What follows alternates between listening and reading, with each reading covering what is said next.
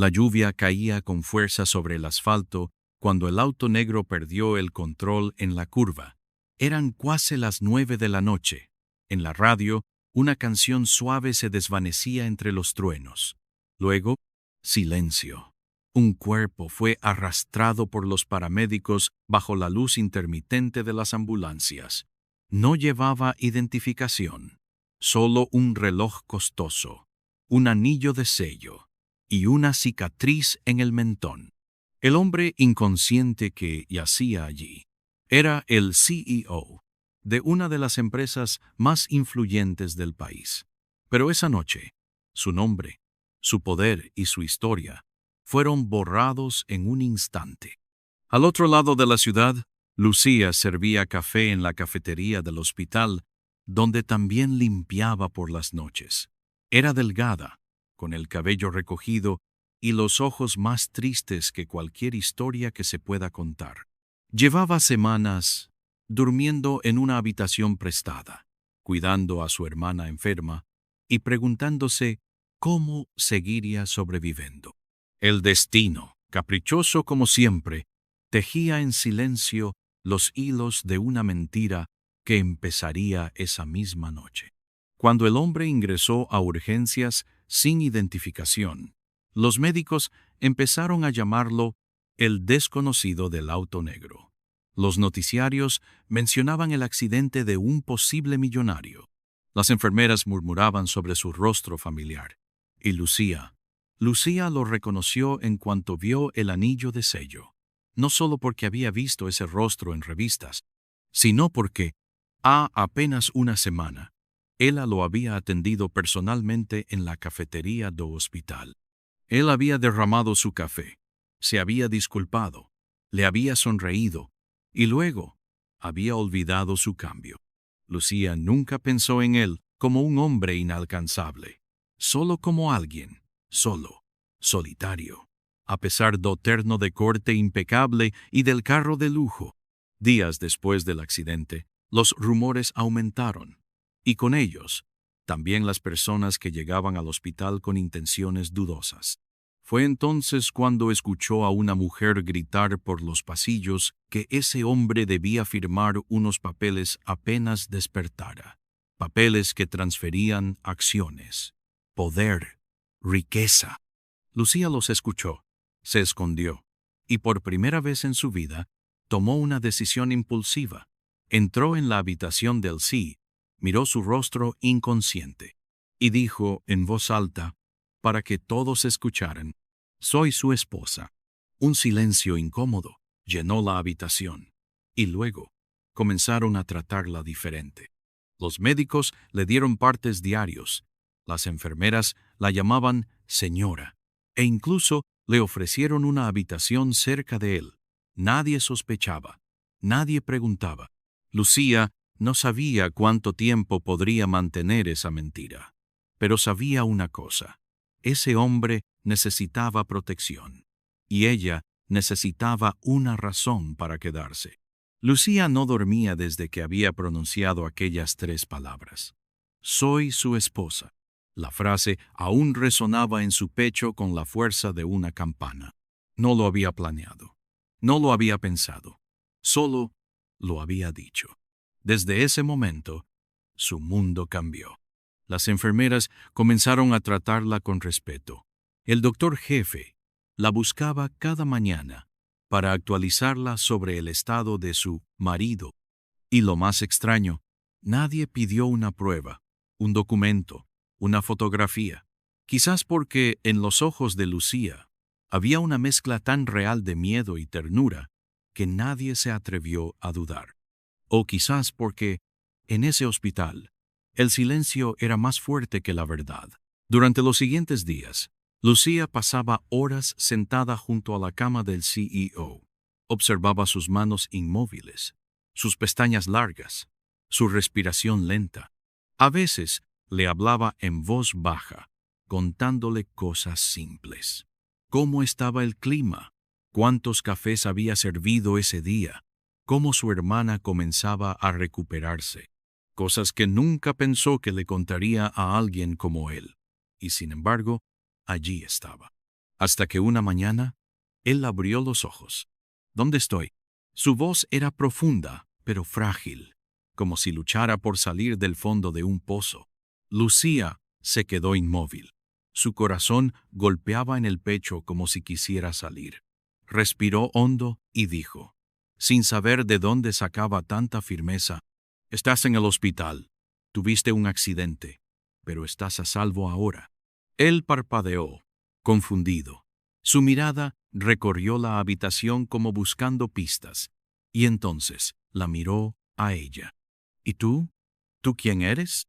Un segundo, solo un segundo de duda, y Lucía respondió, «Soy tu esposa». Las palabras salieron más suaves esta vez, pero le dolieron más, porque ahora había una mirada que las recibía, una mirada que no recordaba, pero que creía. Él la observó con detenimiento. No dijo nada por largos segundos, y finalmente asintió, como quien acepta un hecho del que no tiene pruebas, pero tampoco otra opción. «Mi esposa», repitió él, lentamente. «¿Cómo me llamo?» Lucía tragó saliva. «Te llamas Alejandro». Había leído ese nombre en el registro de visitas que alguien dejó sin querer. Era su única pista. Él cerró los ojos de nuevo, como si aquel nombre le pesara, como si tratara de recordarse a sí mismo. Lucía se levantó, se acercó a él y le sostuvo la mano. «Todo va a estar bien», susurró. «Estoy aquí contigo». Y entonces, por primera vez, sintió que la mentira se le estaba escapando por los dedos, porque algo en esa mirada perdida la hizo querer ser verdad. Los días siguientes se volvieron una rutina extraña y silenciosa entre los dos. Alejandro, aún desorientado por la pérdida de memoria, aceptaba cada palabra de Lucía como si fuera una cuerda a la que aferrarse. En su mente no había imágenes, ni recuerdos, ni certezas, solo un rostro, el de ella, y una voz, su voz, esa que lo despertaba con suavidad cada mañana, que le hablaba sin prisas, que evitaba decir demasiado, pero tampoco mentía más de lo necesario. Lucía tenía que pensar antes de hablar. No podía inventar demasiadas historias sobre su supuesto matrimonio, así que hablaba poco. De lo que él decía, tomaba pistas.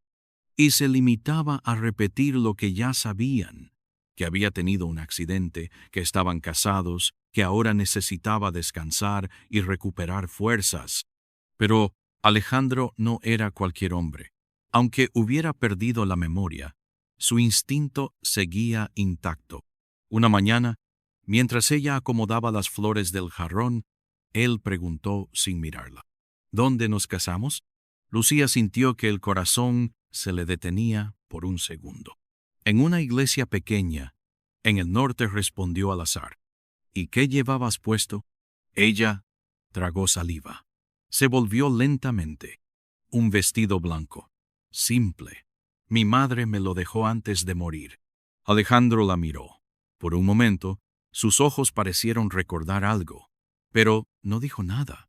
Solo desvió la mirada al techo, como si intentara reconstruir una imagen imposible. Lucía salió de la habitación poco después, con las piernas temblando. Estaba comenzando a no saber distinguir dónde empezaba la mentira y dónde terminaba el deseo de que fuera verdad. Pero no era la única que dudaba. Desde que Alejandro despertó, su familia había aparecido en el hospital con sonrisas falsas y abrazos teatrales. 2 primos, una mujer que se presentaba como su tía cercana, y un abogado, siempre con documentos en la mano. «Alejandro, solo falta tu firma», le decían casi todos los días. Pero él, confundido, miraba primero a Lucía, siempre a ella. «¿Debería firmar?», preguntaba. Lucía, con el corazón encogido, solo respondía, «No todavía. Espera un poco más». Una noche, mientras él dormía, escuchó a los primos discutir en el pasillo. «Si no firma pronto, todo pasará a manos de esa estúpida». «¿Estás seguro de que se casaron?» «Él lo cree. y con eso basta. Lucía apretó los puños. Ya no se trataba de una mentira. Se trataba de proteger a alguien que confiaba en ella. Por primera vez en su vida, alguien la miraba como si fuera el centro de algo, como si su voz importara, como si fuera real. Y entonces supo, tenía que seguir con aquella farsa, porque detrás de esa mentira había una verdad más profunda, una que ni siquiera ella se atrevía a nombrar aún. Lucía nunca había sido el tipo de mujer que se miraba en los espejos por mucho tiempo. Siempre tenía prisa. Siempre había algo más urgente. Limpiar, correr al trabajo, cuidar de su hermana. Su reflejo era solo una pausa breve entre los deberes del día. Pero ahora, algo dentro de ella había cambiado. Cada mañana, al arreglarse para ir a ver a Alejandro, se detenía un poco más frente al espejo del baño del hospital. Alisaba su blusa, se recogía el cabello con más cuidado y, aunque no usaba maquillaje, se pasaba los dedos por los labios como si eso pudiera suavizar sus palabras. No era vanidad, era responsabilidad. Porque, a pesar de la mentira, ella se había convertido en su único vínculo con el mundo. Y Alejandro comenzaba a depender de ella más de lo que Lucía imaginaba. A veces sueño contigo, le dijo una tarde mientras la luz del sol atravesaba las cortinas de la habitación. ¿Ah, sí? Preguntó ella, intentando que su voz no temblara. Pero no como ahora. En mis sueños, tú lloras. Estás de espaldas. Siento que te he perdido. Lucía bajó la mirada.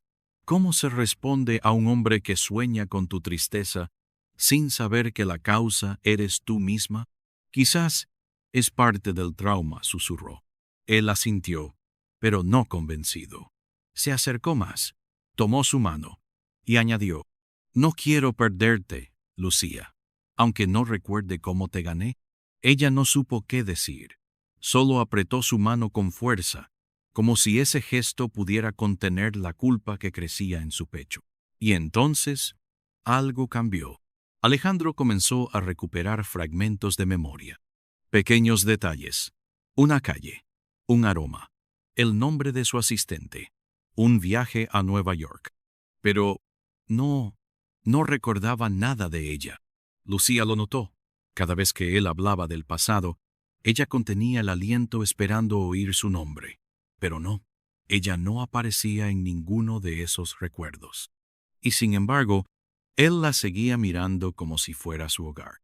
Una noche, al regresar a su pequeña habitación en el hospital, Lucía encontró una carta debajo de la puerta, sin remitente.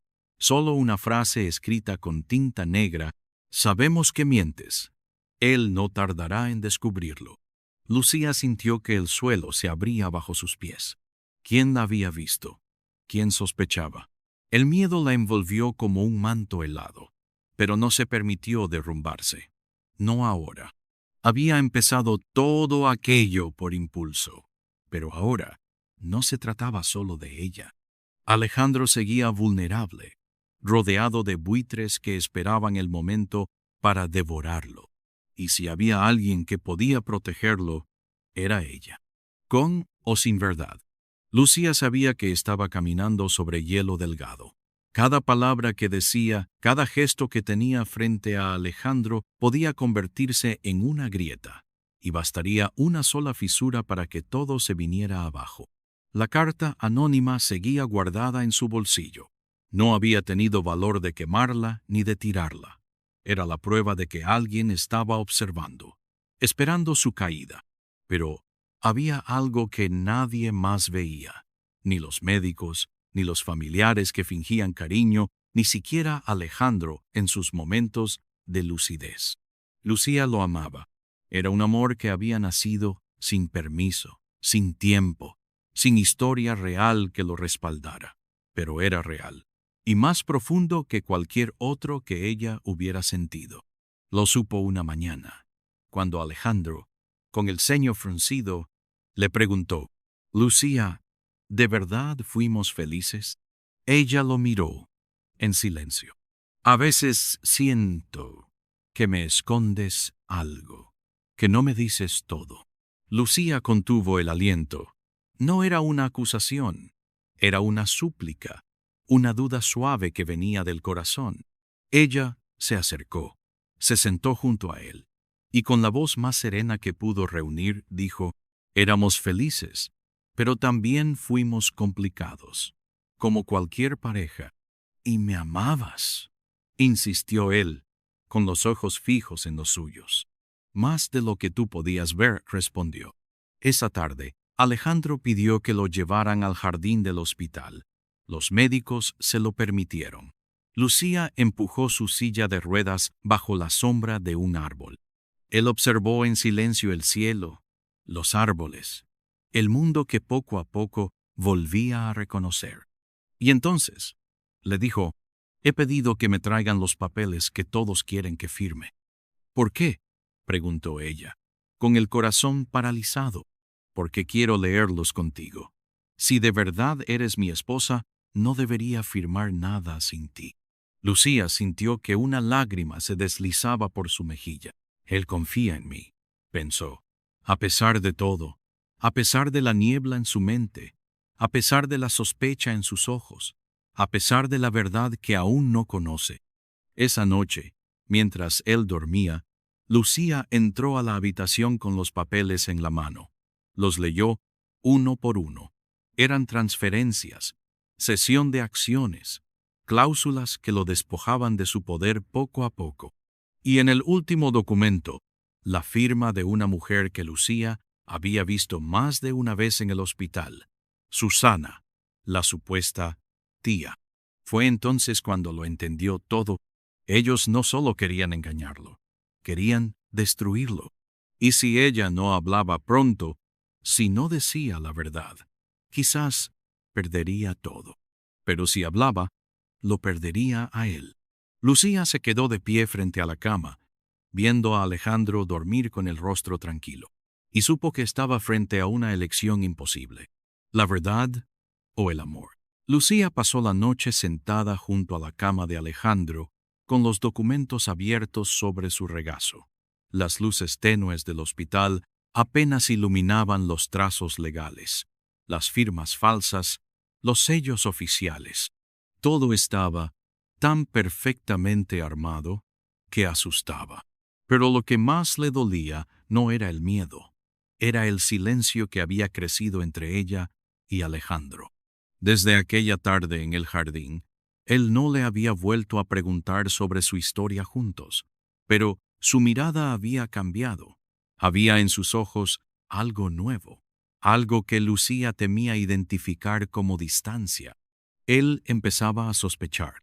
Esa mañana, mientras lo ayudaba a peinarse, él se volvió hacia ella de repente.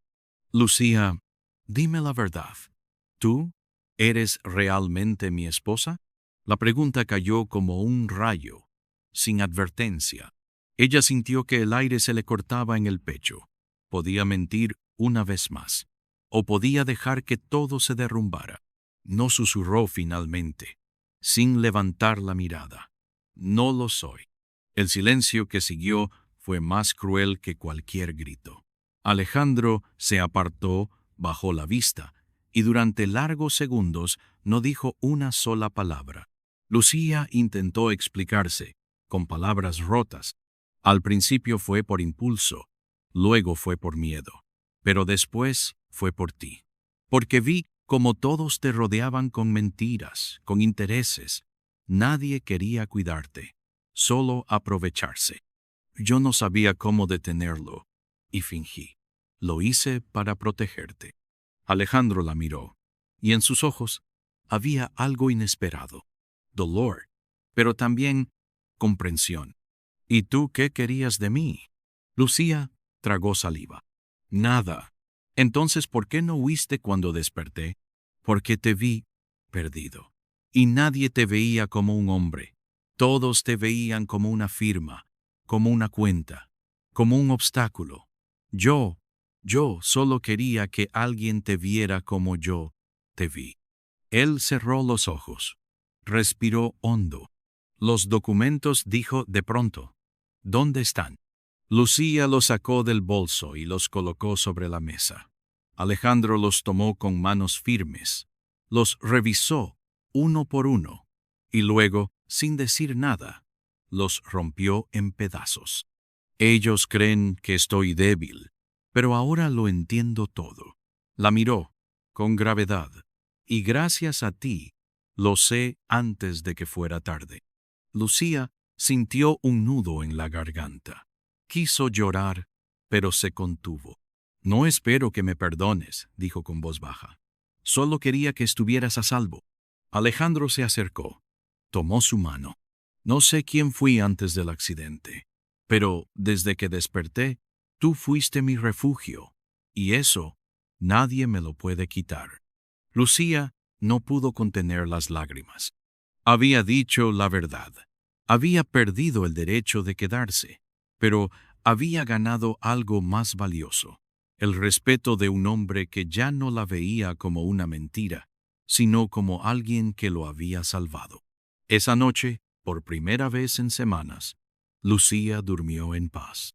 No sabía qué vendría después, pero sabía que el lazo que los unía ya no era una farsa, era real. Pasaron algunas semanas desde que la verdad fue revelada. Lucía dejó el hospital sin hacer ruido. Se llevó consigo solo una maleta pequeña y el recuerdo de cada instante vivido junto a Alejandro. No dejó notas. No pidió explicaciones. Sabía que su papel había terminado. Había cruzado una línea peligrosa, aunque con el corazón limpio, y ahora debía desaparecer. Volvió a su vida sencilla, a la cafetería de barrio, a las caminatas solitarias al atardecer, a las noches en silencio, abrazada al recuerdo de una mentira que le había dado el amor más inesperado de su vida. Alejandro, por su parte, tomó el control absoluto de su empresa una vez más. Rompió contratos, enfrentó a familiares que lo creían débil, y comenzó una investigación para limpiar cada rincón de su legado. Pero nada de eso llenaba el vacío que sentía cada vez que se quedaba solo. Porque la mujer que lo había protegido, cuidado y engañado con una dulzura que dolía, ya no estaba. Buscó su nombre en los registros del hospital, en las listas del personal. Lucía había borrado todo rastro, como si nunca hubiera existido, hasta que, un día, recibió una carta sin remitente. Dentro solo había un recibo, un café con leche, una media luna y un mensaje escrito en el reverso del papel. Si algún día vuelves a olvidar quién eres, busca en donde nadie te mira por interés. Alejandro lo supo de inmediato. Era ella. Viajó durante horas, cruzó calles que no conocía, entró en decenas de cafeterías, hasta que la vio. Lucía estaba detrás del mostrador, sirviendo un café a una anciana. Llevaba el cabello suelto y la misma mirada de siempre, serena, profunda, llena de mundos ocultos. Ella lo vio y se congeló.